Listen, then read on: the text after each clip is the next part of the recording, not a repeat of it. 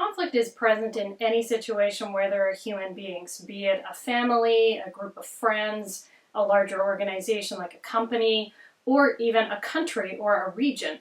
Conflict is a natural outcome of the fact that every human being has a slightly different perspective on things than the human being next to him or her. So conflict is normal. What we're going to look at in this session is how we actually make conflict work for us rather than against us in an organizational context. So we're going to take a look, first of all, at definitions of conflict, then we'll look at different types of conflict, and then we'll look at how we can turn these conflicts around to get our organization being better than it was before the conflict. So this is a session that's all about conflict. How do we use it as a positive force for change in our organizations? We'll start the session by taking a look at what conflict is, so a definition. Then we'll take a look at the different types of conflict that we can see in an organization. So the good types of conflict and the not so good types of conflict. Then we'll take a look at two general possible outcomes when we have conflict in an organization.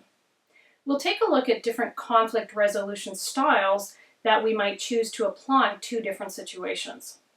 Then we'll zero in on one style in particular, and this is interest-based relational conflict resolution, or IBR. Then we'll take a look at the different steps that we want to put into place for a conflict resolution process. We'll wrap up the session by giving you time to develop your personal action plan when it comes to conflict resolution, and finally we'll look at some additional resources that you might want to look at.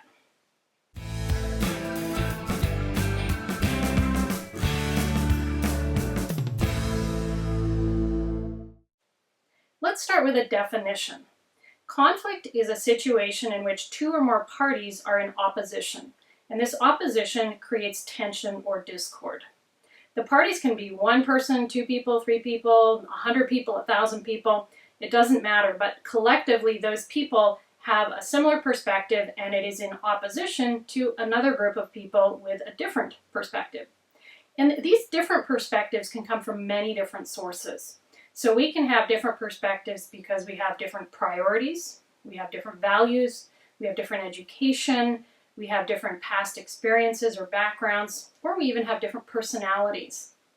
There are as many perspectives on one situation as there are people involved in that situation. So you can see how easy it is for conflict to actually arise. There are so many different perspectives out there, and some of those perspectives are going to be in tension or in opposition, and that is conflict.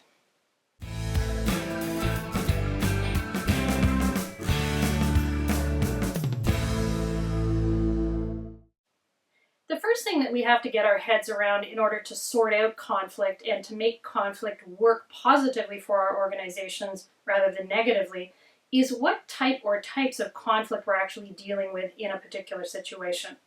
So here are the different types of conflict that you need to be aware of. The first one is values conflict. So people or the parties, they just have very different underlying value systems with which they're seeing a particular situation. The next type of conflict we see in an organization is strategic conflict. This is a conflict that arises because the parties have differing perspectives on the underlying strategy that we're going to use in a particular situation. So what overall strategy or path are we going to take in a particular situation? The next type of conflict arises over task. So this is called a task conflict. And this is a conflict in which the parties simply can't agree on what needs doing. So we're in this situation, what do? We can't agree. So that's a task conflict. The next type of conflict is a process conflict. In a process conflict, we've agreed on what needs doing, but we can't agree on how to do it. So we know we need to do this, but we can't agree that we need to do steps A, B, C, D, and E in order to accomplish that task. So that's process conflict. The final type of conflict is relationship conflict. And this is conflict in which two different personalities or three or more personalities simply don't get along. Okay, so these relationships and these personalities are just full of headbutting or undercutting or all that wonderful stuff that people do to each other when they just don't like each other, they just don't get along. So these are relationship conflicts. Take a few minutes to think about different conflict situations that you've been in the past, and these can either be personal conflict situations or workplace or organizational conflict situations, think about different situations and see if you can identify the type of conflict that was involved in each of these situations. See if you can think of one example of each of the 5 types of conflict that we've discussed. So find an example of a values conflict, a strategy conflict, a task conflict, a process conflict, and a relationship conflict.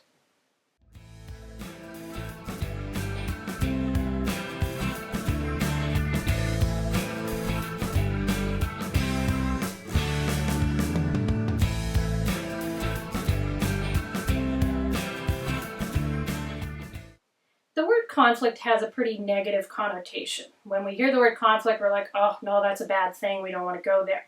In fact, many people go to great lengths to actually avoid conflict avoidance. But conflict actually is not all negative.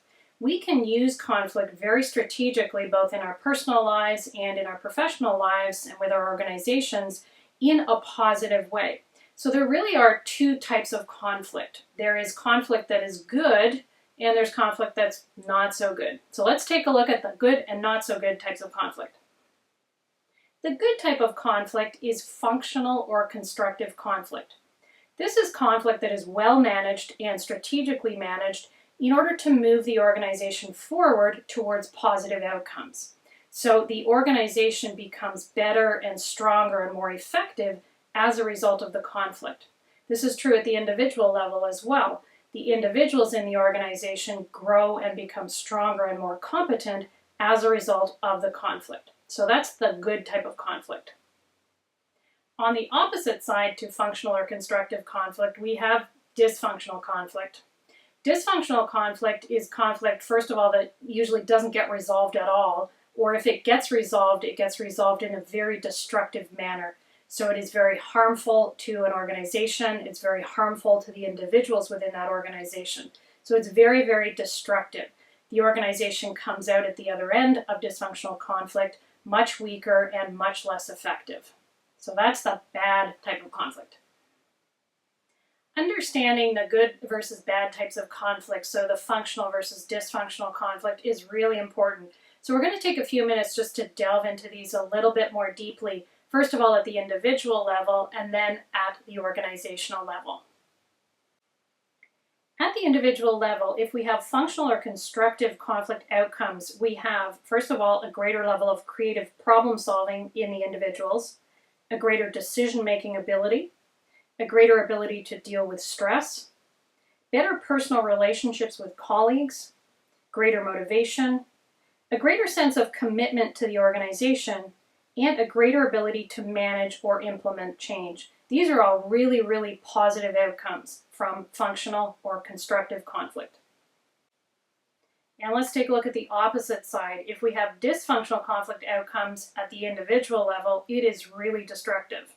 So we see increased stress in the individuals, loss of confidence in their capabilities, loss of confidence in the organization as a whole, loss or destruction of individual relationships, decreased motivation, decreased commitment to the organization, and a great fear of change. So there is a lot of destruction that occurs at the individual level with dysfunctional conflict.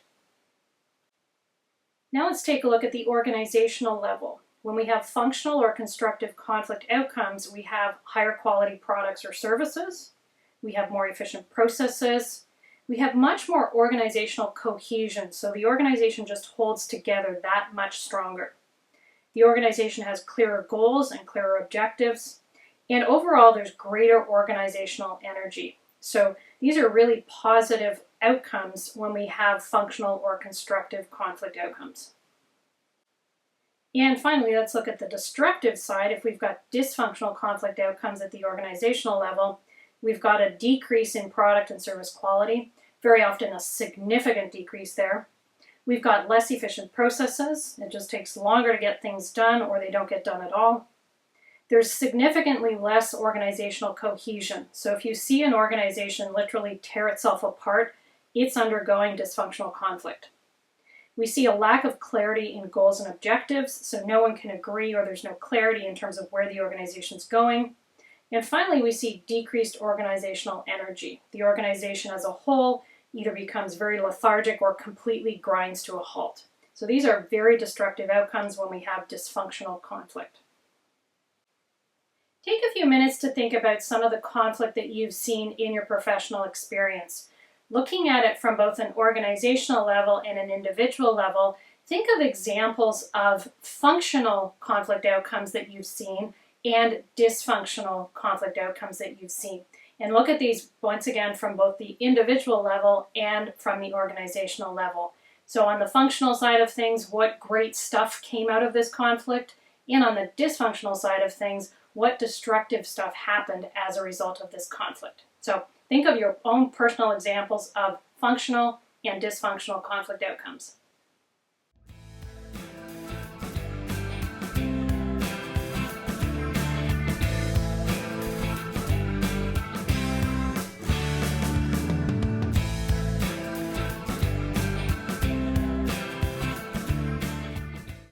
Let's create a hypothetical scenario.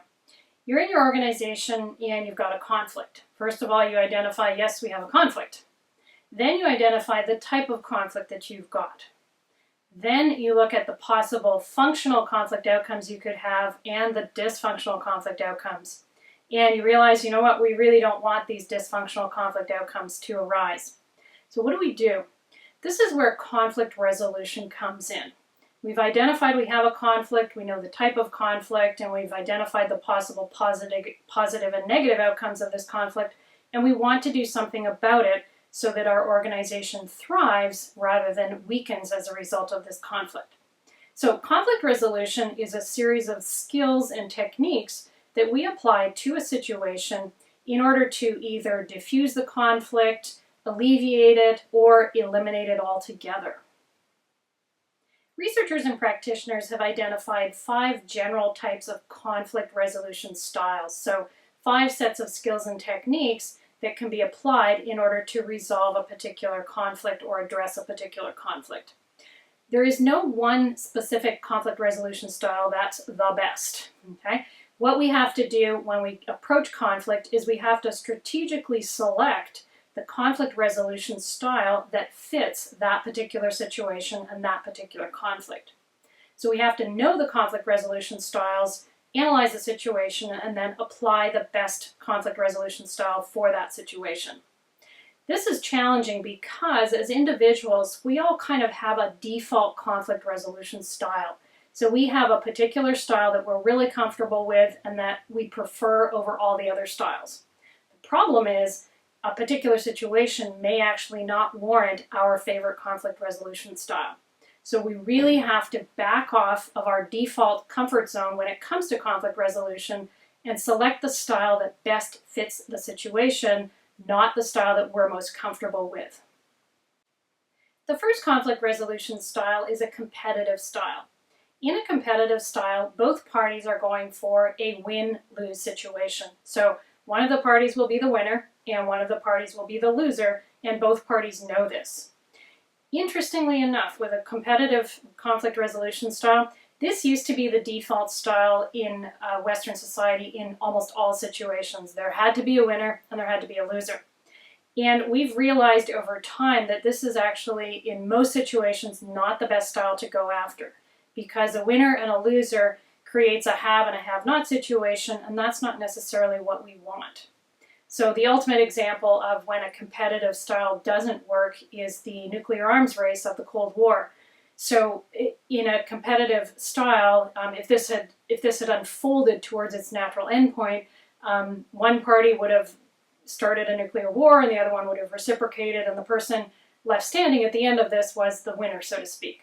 But when you look at that, obviously everyone's a loser. So the competitive style is sort of going out of style, but there are a few situations in which it does apply. And it does apply in situations when there really does clearly have to be a winner and clearly have to be a loser.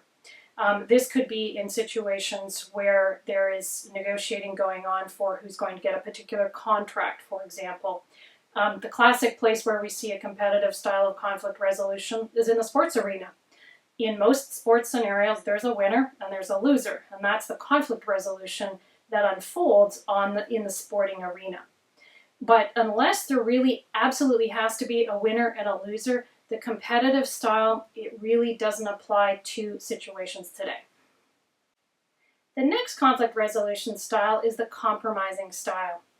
In this style, there is no winner and there's no loser.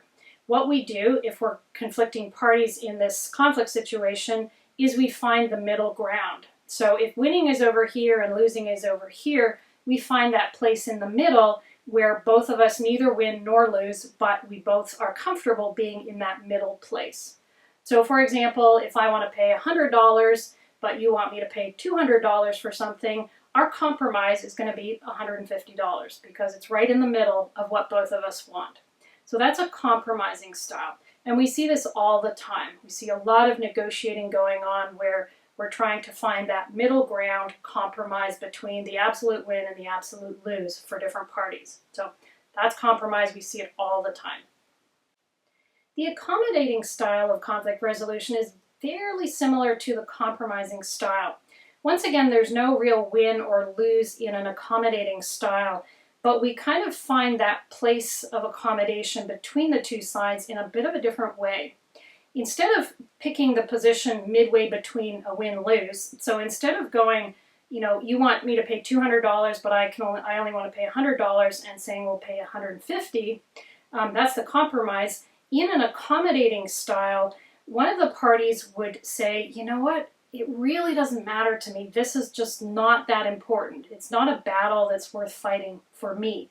So I'm just going to give you what you want. Okay, so if you want $200 and you know what, it really isn't a big deal to me if I pay $200, then I'm going to accommodate what you want and what you need and give you that $200. Okay? So that's the difference between the accommodating style and the compromising style. The compromise finds the middle ground.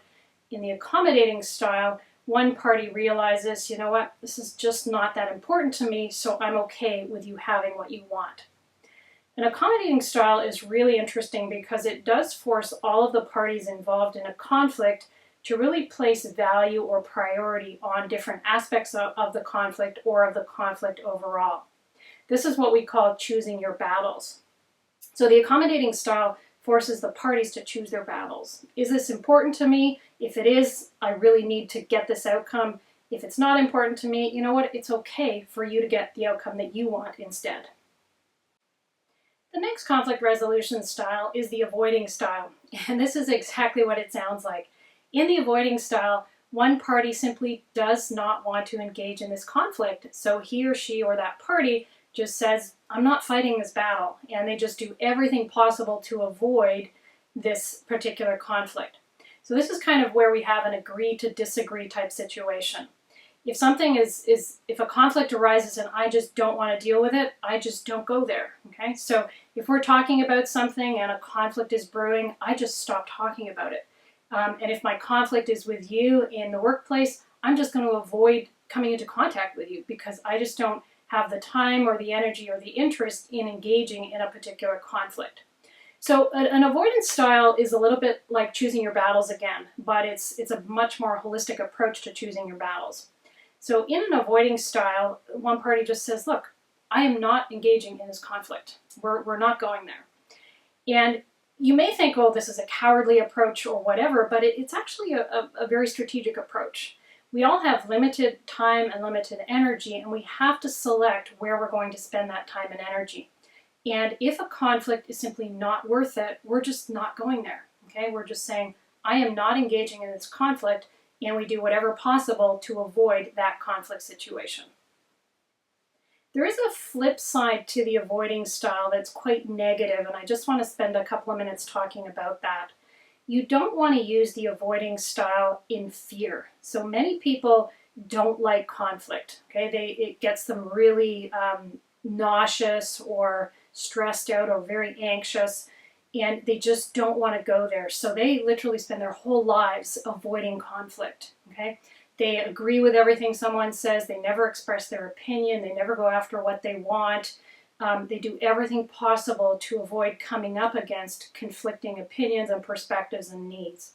This is not a good use of the avoiding style of conflict resolution. Never avoid conflict out of fear, because all that's going to happen is it's just going to get bigger and bigger and bigger. And whoever's pushing is just going to keep pushing and pushing and pushing and pushing. Okay? and it's not going to stop. So avoiding conflict out of fear is not a good use of the avoiding style. Avoiding conflict because you strategically don't want to engage in it at that point in time is a good use of the avoiding style. So don't avoid conflict out of fear. That is not a good strategy to use. The final conflict resolution style is the collaborative style. And this is a really interesting one. It's got a little bit of the compromise style in it and a little bit of the accommodating style, but it's got a twist. Okay? In the collaborative style, there's lots of discussion and all the parties say, look, here's what I need, here's what I want, here's what I'm going after. So there's lots and lots of discussion. But what happens instead of finding a middle ground, or instead of one person giving way because they're like, hey, you know, that's okay if you win and I lose in this situation, what the collaborative style goes for is a brand new idea.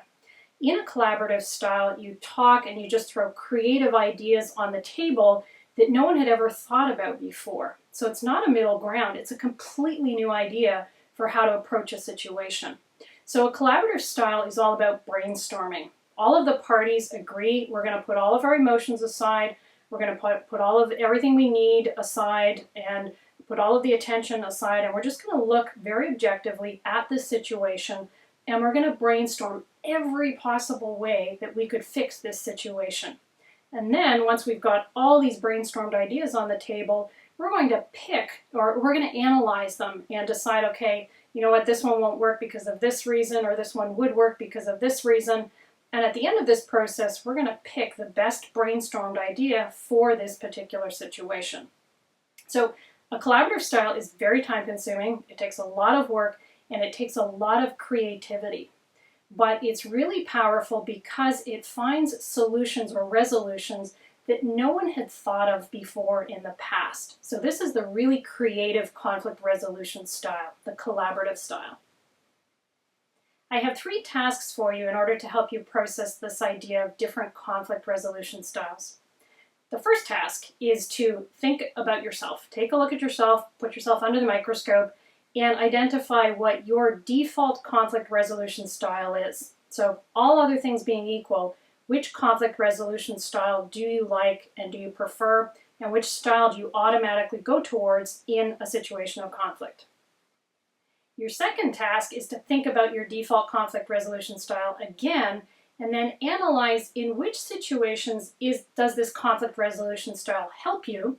In other words, in which situations does this style make you an effective resolver of conflicts, and in which situations does this make you a little bit ineffective? So in which situations does your default conflict resolution style not really help you?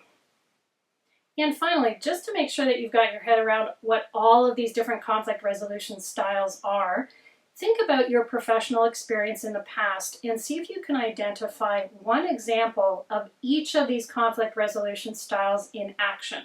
So see if you can identify a competitive style in action, a compromising style in action, an accommodating style in action, an avoiding style in action, and a collaborative style in action. Think of one example of each, and was it effective or not effective in that particular situation?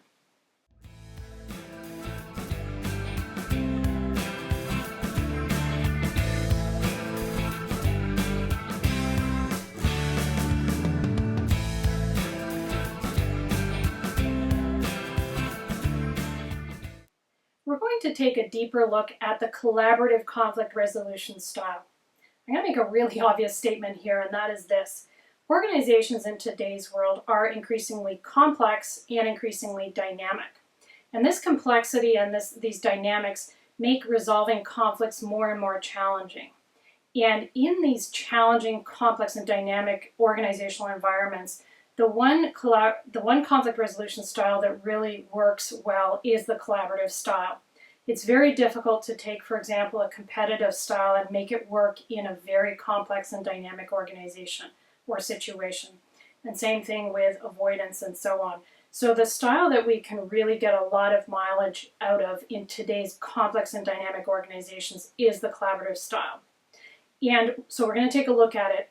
There is one kind of type of collaborative conflict resolution style that researchers and practitioners like to promote, and that is called an interest-based relational conflict resolution style, or IBR. So that's what we're going to take a look at. There are two characteristics of IBR conflict resolution that really make it stand out. And the first is this: the parties are not working to win, to have one party win or one party lose. They're working to find common ground. These are all the creative solutions and creative ideas that I talked about. So the objective of IBR is to find common ground, find all the possible creative ways that the parties can work together.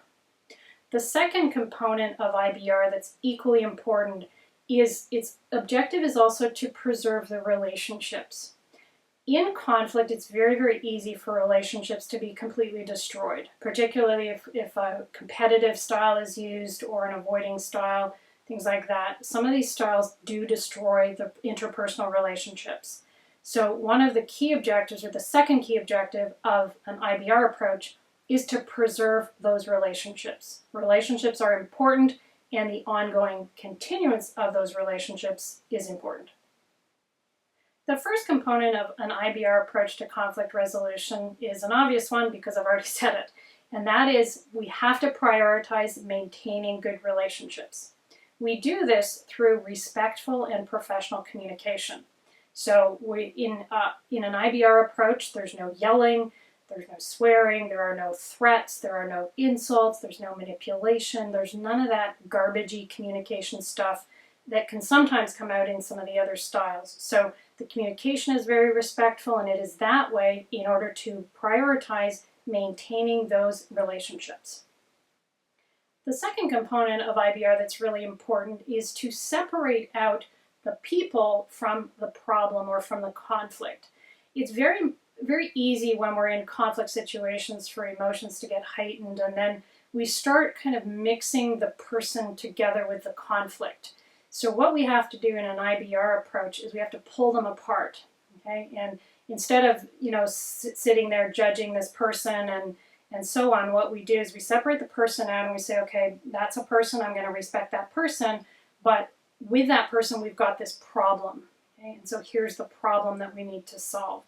And I learned this many years ago in one of my first management positions when I was coached by our director of human resources, and I was dealing with a conflict situation, and he made me draw a triangle.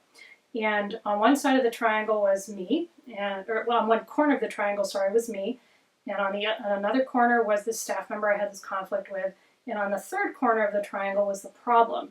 And that visual has stuck with me even over the past 20 years.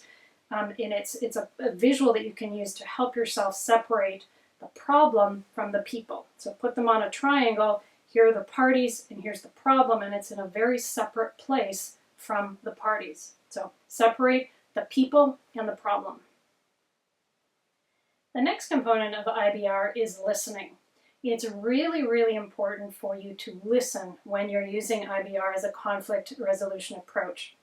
You need to listen for the interests of the other parties. You need to listen for areas of mutual interest or common ground.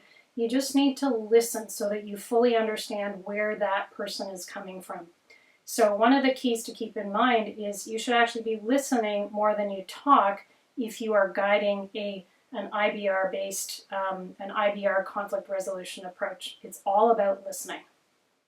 The next component of IBR that goes along with listening is asking questions and asking open-ended questions. So in order to really find out where the other party is coming from and what his or her perspectives are, you have to ask really good questions. And they're usually open-ended because open-ended questions allow the other party to really say whatever is on his or her mind. So ask questions and then go back to component 3, listen to the answers that you get. The fifth component of an IBR approach is to seek agreement on the facts. When we hear the word conflict, we always think about difference. So conflict is all about all these differences that are out there. But underneath those differences, there are many, many things that the parties actually agree on. And there are many facts that everyone can say, yes, these are true. So in the IBR process, what you want to do is really identify what facts do everyone agree on. Okay? And actually make a list. When I'm doing this, I keep a running list. Okay, we agree on this, we agree on this, we agree on this, we agree on this. So keep a running list of facts that everyone in the discussion agrees on. And the final component of IBR is one I've already mentioned, but I'm going to conclude with it because it's important, and that is be creative. An IBR approach is all about finding those creative, out-of-the-box solutions that allow everyone's common ground to form the foundation of the movement forward. Okay? So an IBR approach, as with all collaborative approaches, is a really creative process. Brainstorm possible solutions, keep judgment aside during the brainstorming process. Just really creatively find those areas of common ground or solutions that maybe no one had thought about in the past, but those solutions really are going to resolve that conflict. So be creative. I can't say that enough. An interest-based relational approach to conflict resolution is one that's really gaining in popularity, and it's doing so for reasons I've already mentioned. Really complex dynamic situations demand an IBR approach. The simplistic conflict resolution styles just don't work in complex dynamic situations. What I'd like you to do is to think back over some different conflicts that you've seen or been involved in, and first of all, answer the question, was an IBR approach ever used in these situations? If it was used, was it effective and why? And if it was not used, what might the outcome have been if an IBR approach had been used in those particular conflict situations? So go back over your past experience and identify either areas of IBR use or non-use, and then think about the effectiveness of the IBR approach in those situations.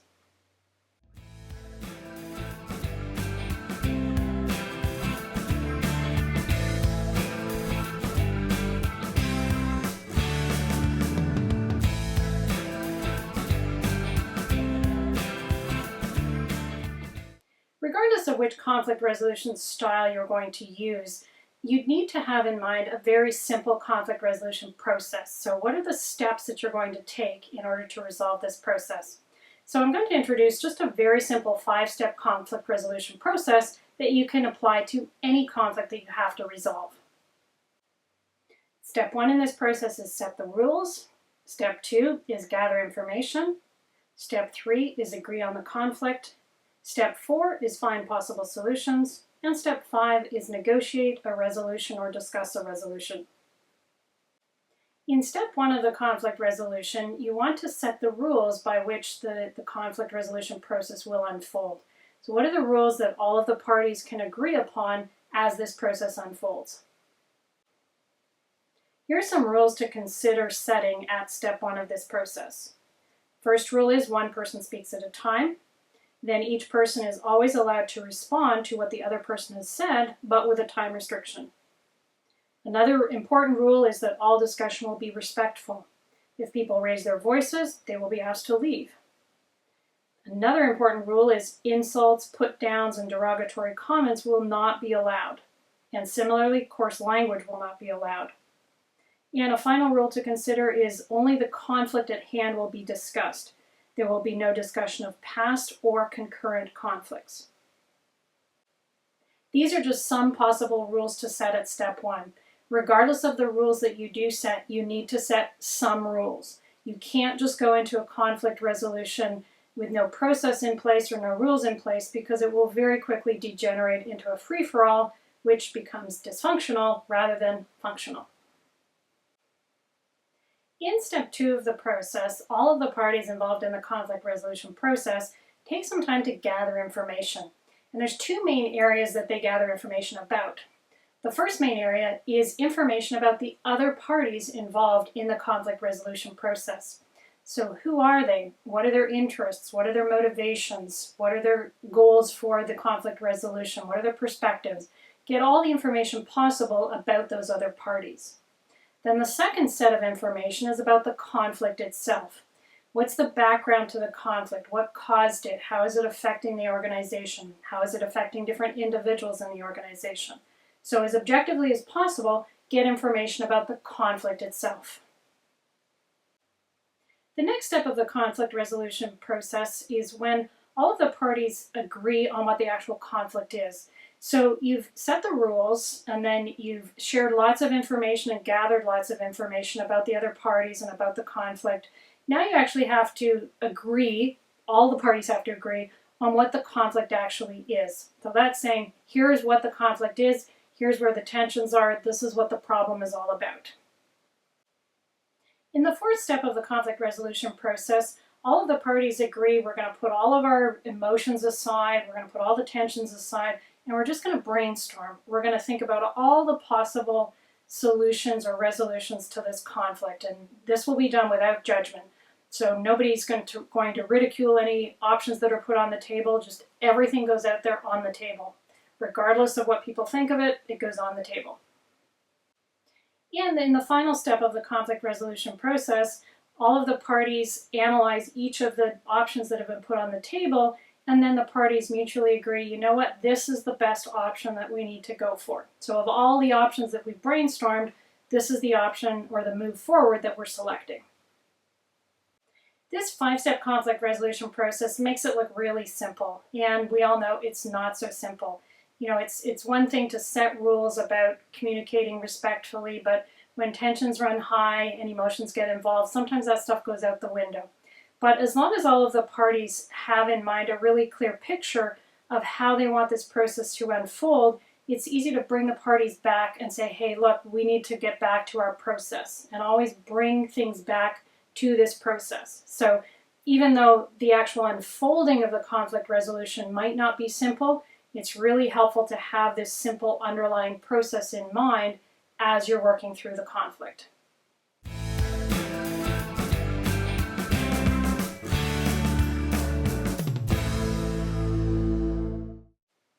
I've given you a lot of information, a lot of tools about conflict and conflict resolution. Now it's time for you to take a look at where you're at yourself professionally in terms of your knowledge and abilities when it comes to conflict resolution. And from all the information and all of the tools that have been presented, select 3 things that you'd like to work on in the next few months to really add this information or these techniques to your overall repertoire when it comes to conflict resolution. So you've got space on your worksheet to put down your top 3 priorities when it comes to developing your conflict resolution skills.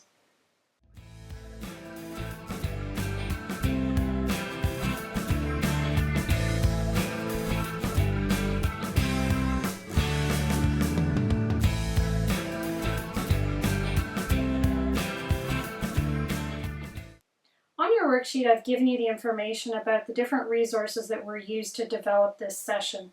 If you're really interested in delving more deeply into conflict resolution and building your skills even more, these are really good resources to add into your library. So if you want to work on your conflict resolution, check out these resources and you'll get a lot more ideas.